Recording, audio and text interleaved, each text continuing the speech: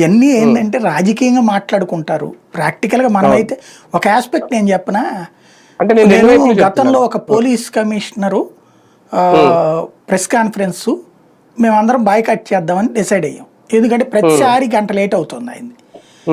ఆయన చాలా మంచి ఆయన, డిటి నాయక్ గారు అని కమిషనర్ గారు, చాలా ప్రెస్ ఫ్రెండ్లీ ఆయన. ఆయనతో అంటే సీనియర్ రిపోర్టర్లు అన్నారనమాట, ఇట్లా మేము బాయ్కాట్ చేయదలుచుకున్నామండి అని.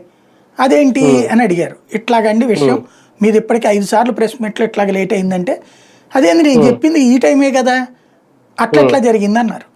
అప్పుడు మా ఎదురుగుండానే ఆయన విచారణ చేశారు.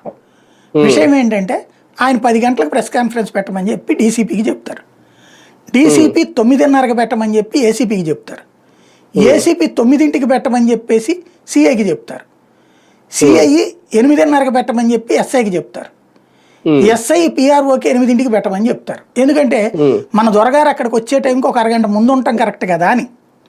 ప్రెస్ వాళ్ళు ముందు ఉండాలి మన సార్ వచ్చే టైంకి అనేది వాళ్ళ ఉద్దేశం.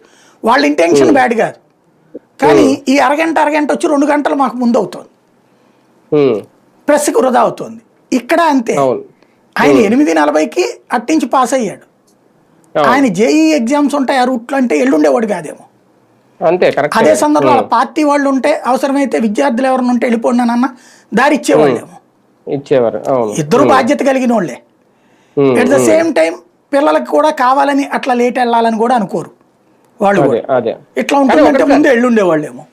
అవును, కానీ ఓకే, ఇక్కడ ఇద్దరిది మీరు అన్నట్టు ఎవరిది తప్పు మనం పట్టలేం, కానీ జరిగిన మిస్టేక్ అయితే జరిగిపోయింది. ఇప్పుడు 23 మంది విద్యార్థుల భవిష్యత్తు ఏంటనేది దీని మీద అయినా డిప్యూటీ సీఎం హోదాలో ఉన్నారు కాబట్టి విద్యాశాఖ మంత్రితో మాట్లాడి అవసరమైతే కేంద్రంతో మాట్లాడి వీళ్ళ 23 మందికి ఏమైనా న్యాయం చేసే అవకాశం ఉంటుందా?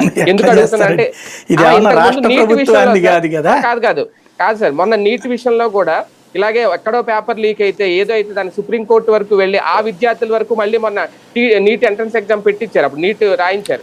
అలాగే ఇక్కడ కూడా ఏమన్నా ఇలాగే పేపర్ లీక్ కాబట్టి అది కూడా ఆ విద్యార్థుల వరకు సమస్య అయింది కాబట్టి. అవును, ఆ విద్యార్థులు